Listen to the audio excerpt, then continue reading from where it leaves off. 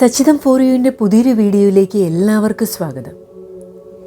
ഇന്ത്യയിലെ ആന്ധ്രാപ്രദേശിലെ വിശാഖപട്ടണത്തിനടുത്തുള്ള ഒരു കുന്നിൻ മുകളിൽ സ്ഥിതി ചെയ്യുന്ന തൊട്ലക്കൊണ്ട ബുദ്ധ കോംപ്ലക്സ് 2000 വർഷം പഴക്കമുള്ള ഒരു പുരാതന ബുദ്ധമത കേന്ദ്രമാണ്.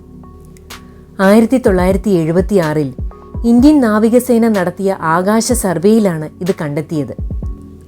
പുരാവസ്തു ഗവേഷകർ നിരവധി സ്തൂപങ്ങൾ, ചൈത്യങ്ങൾ, വിഹാരങ്ങൾ, ഒരു വലിയ സഭാഹാൾ എന്നിവ കണ്ടെത്തിയിട്ടുണ്ട്. BC 2-ാം നൂറ്റാണ്ടിലും CE 2-ാം നൂറ്റാണ്ടിനുമിടയിൽ ഈ സമുച്ചയം സജീവമായിരുന്നു.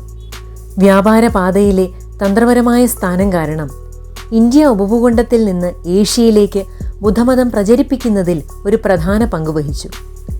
ബംഗാൾ ഉൾക്കടലിൻ്റെ വിശാലമായ കാഴ്ചകൾ പ്രദാനം ചെയ്യുന്ന ഈ സൈറ്റ് പച്ചപ്പുകളാൽ ചുറ്റപ്പെട്ടിരിക്കുന്നു. ഇത് ചരിത്രപ്രേമികൾക്കും പ്രകൃതി സ്നേഹികൾക്കും ഒരുപോലെ പ്രിയപ്പെട്ട സ്ഥലമായി മാറിയിരിക്കുകയാണ്. തൊട്ലക്കൊണ്ടയിലെ ഭൗതിക അവശിഷ്ടങ്ങൾ ബുദ്ധമതത്തിൻ്റെ ഹിനായന സ്കൂളിൻ്റെ സ്വാധീനത്തിനും ദക്ഷിണേഷ്യയിലെ പ്രദേശങ്ങൾ തമ്മിലുള്ള സാംസ്കാരിക വിനിമയത്തിന് സാക്ഷ്യം വഹിക്കുന്നു.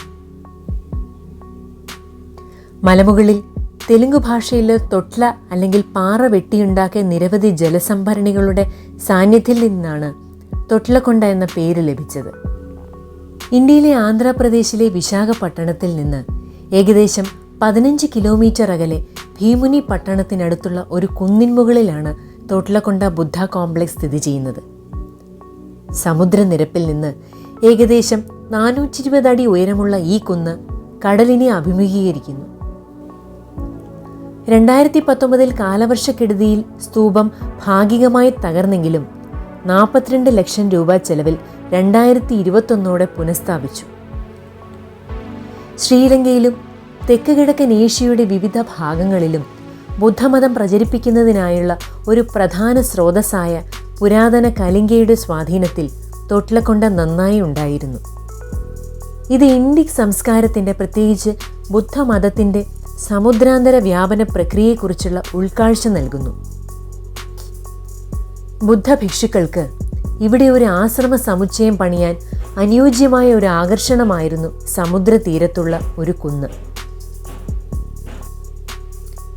നാവിക താവളം സ്ഥാപിക്കുന്നതിനായി ഇന്ത്യൻ നാവികസേന നടത്തിയ ആകാശ സർവേയിലാണ് തൊട്ലക്കൊണ്ട വെളിപ്പെട്ടത്.